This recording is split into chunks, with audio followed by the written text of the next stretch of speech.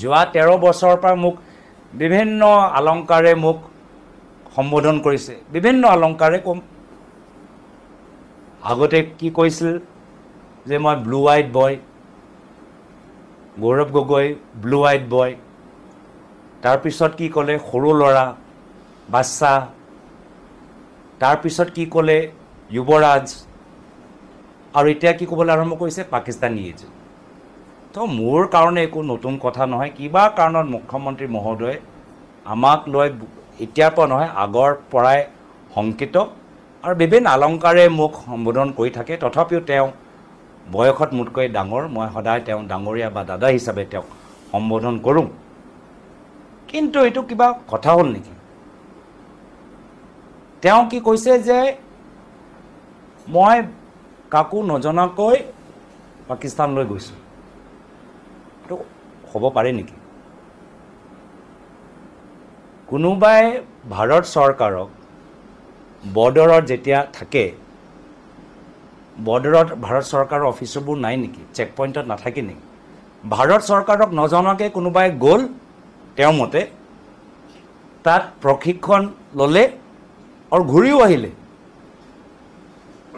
গ'লতো গ'লোঁ, প্ৰশিক্ষণো ল'লোঁ আৰু ঘূৰিও আহিলোঁ, আৰু সদনৰ ভিতৰত বহি আছোঁ।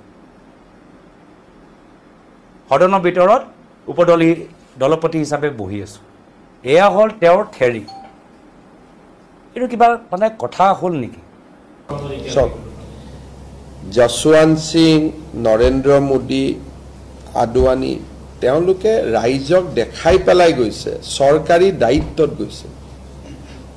গতিকে এই কথাবিলাক ইমান এজন senior MP, deputy leader of A party, মণিপুৰৰ বিষয়ে ইমান সংসদত কয়, তেওঁ যদি আপেল আৰু কমলাৰ পাৰ্থক্য বুজি নাপায়, অহাকালি যদি ভাৰত পাকিস্তানৰ কিবা আলোচনা হয়, তেতিয়াহ'লে পাকিস্তানৰ প্ৰধানমন্ত্ৰীওতো ভাৰতত আহিব, ভাৰতৰ প্ৰধানমন্ত্ৰীও পাকিস্তানত যাব। কিন্তু ভাৰতৰ প্ৰধানমন্ত্ৰীজন যেতিয়া পাকিস্তানত যায়, তেওঁৰ লগত ৰৰ মানুহ থাকে, বৈদেশিক পৰিক্ৰমা বিভাগৰ মানুহ থাকে।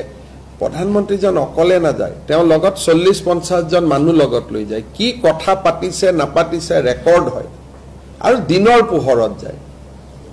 এতিয়া যদি আপোনালোকে কয় যে আপেল আৰু কমলাৰ মাজত কম্পেয়াৰ কৰ, সেইটো নহয়।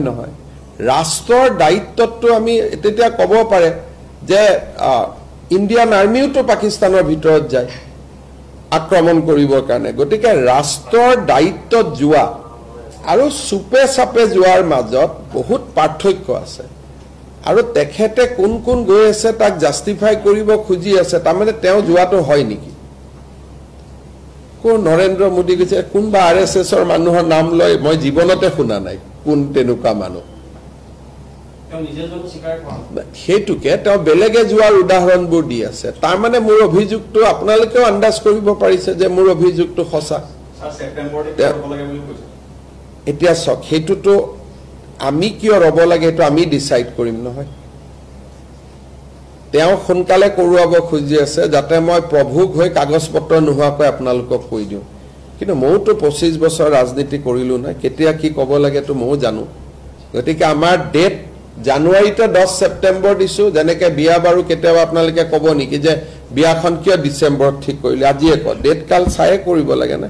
গতিকে আমি দিন কাল কৰি 10 ছেপ্টেম্বৰটো বান্ধি দিলোঁ। এতিয়া তেওঁ ক'লেও সেইটো আগুৱাই নাহে, তেওঁ ক'লেও সেইটো পিছুৱাই নাহে।